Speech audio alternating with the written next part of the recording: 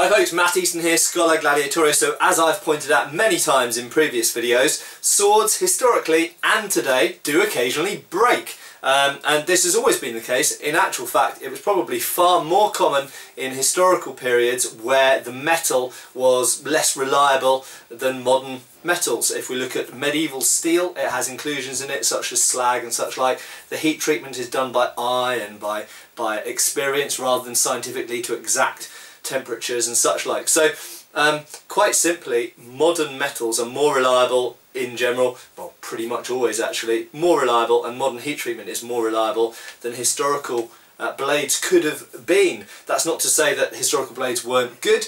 Historically there were obviously excellent swords, and one way of doing that is you just make lots of sword blades and you test them all, and the ones that break you throw away or recycle, and the ones that don't break you keep because you know they're good. So it's not something, you know, historically there were ways of making sure that your sword blades were good. But no matter how good your blades are, even using modern steels and modern heat treatment and they're getting everything right, you still sometimes get a blade that, for whatever reasons, the heat treatment, maybe sometimes it's human error, sometimes it's material fault, but swords do still break. And historically this happened a lot. We can see in historical artwork that broken blades are often shown, and we know in historical accounts blades are often mentioned as breaking, sometimes when they hit other people's weapons, sometimes when they hit equipment, sometimes when someone falls on them and stands on them by accident, but equally sometimes when they hit people's bodies. And there are historical accounts, and I have given examples in the past, where sword blades have broken just from hitting a person, in actual fact, both in thrusts and in cuts. It happens.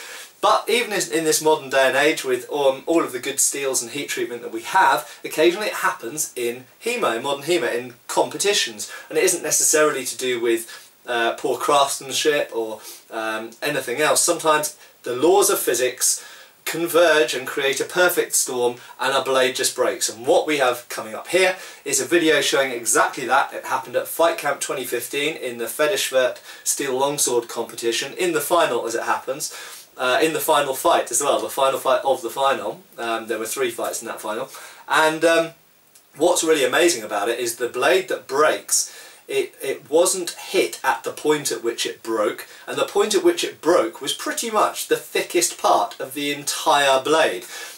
So many of you will know what a Federschwert looks like. It has a large square broad schilt or ricasso at the bottom of the blade.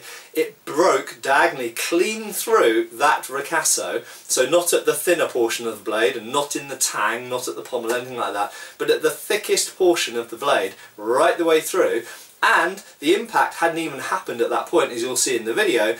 The person whose sword broke was attacking, the other person defended the attack, essentially just parried, just blocked, and obviously the strong of their sword was encountering the weak of the attacker's sword, and the attacker's sword obviously had a shockwave that went along the blade and broke at the base of the blade. Quite incredible. I've never seen anything like it. I've never seen a sword break in that way before, but just goes to show if you fight with swords often enough, some weird shit will happen that you've never seen before. Watch and enjoy. Cheers folks.